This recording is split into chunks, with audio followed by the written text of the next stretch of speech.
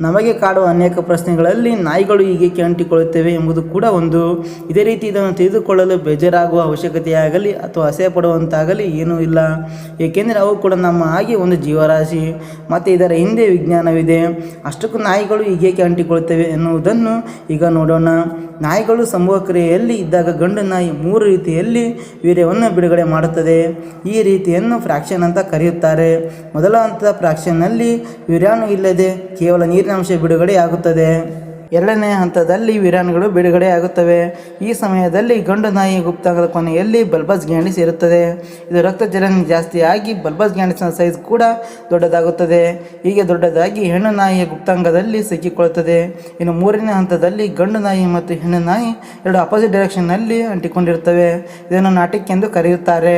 ಹೀಗೆ ಅಂಟಿಕೊಂಡ ಸ್ವಲ್ಪ ಸಮಯಕ್ಕೆ ವೀರ್ಯ ಬಿಡುಗಡೆಯಾಗಿ ಅವು ಬೇರೆ ಬೇರೆ ಆಗುತ್ತವೆ. ಇದು 20 ರಿಂದ 60 ನಿಮಿಷಗಳ ಕಾಲ ಚಲಾವಣೆ ಇರುತ್ತದೆ. ಹೀಗೆ ಅಂಟಿಕೊಂಡ ನಾಯಿಗಳಿಗೆ ಕಲ್ಲನ್ನು ಮಾತ್ರ ಹಾಕಬೇಡಿ ವೀಕ್ಷಕರೇ, ಇದರಿಂದ ನಾಯಿಗಳಿಗೆ ಹೆಚ್ಚಿನ ತೊಂದರೆ ಆಗುತ್ತವೆ. ಇನ್ನು ಸೃಷ್ಟಿಯ ಅತಿ ಸುಂದರವಾದ ಸೃಷ್ಟಿಗಳಲ್ಲಿ ಮಹಿಳೆಯ ಒಂದು ಎಂದರೆ ತಪ್ಪಾಗಲಾರದು. ಮಹಿಳೆಯರ ಸೌಂದರ್ಯವನ್ನು ಹೊಗಳದವರಿಲ್ಲ. ಇಂಥ ಸೌಂದರ್ಯ ಇರುವ ಮಹಿಳೆಯರ ತುಟಿಗಳು ತುಂಬ ಆಕರ್ಷಕ.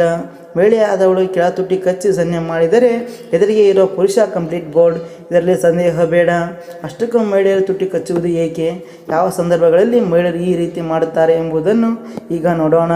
ಸಾಮಾನ್ಯವಾಗಿ ತುಟಿ ಕಚ್ಚುವಾಗ ಮಹಿಳೆಯರಲ್ಲಿ ಕೂಡ ಕೆಲವೊಂದು ಬದಲಾವಣೆಗಳು ಆಗುತ್ತವಂತೆ.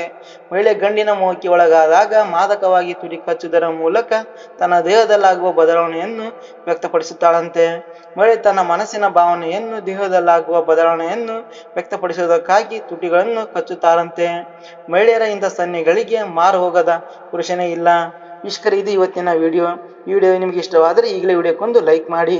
ಹಾಗೆ ಇದೇ ರೀತಿಯ ಹೆಚ್ಚಿನ ವಿಡಿಯೋಗಳಿಗಾಗಿ ನಮ್ಮ ಚಾನಲ್ಗೆ ತಪ್ಪದೆ ಸಬ್ಸ್ಕ್ರೈಬ್ ಆಗಿ. ಹಾಗೆ ಪಕ್ಕದ ಬೆಲ್ ಐಕಾನ್ ಬರುತ್ತೆ, ಅದನ್ನು ಕೂಡ ಕ್ಲಿಕ್ ಮಾಡಿ.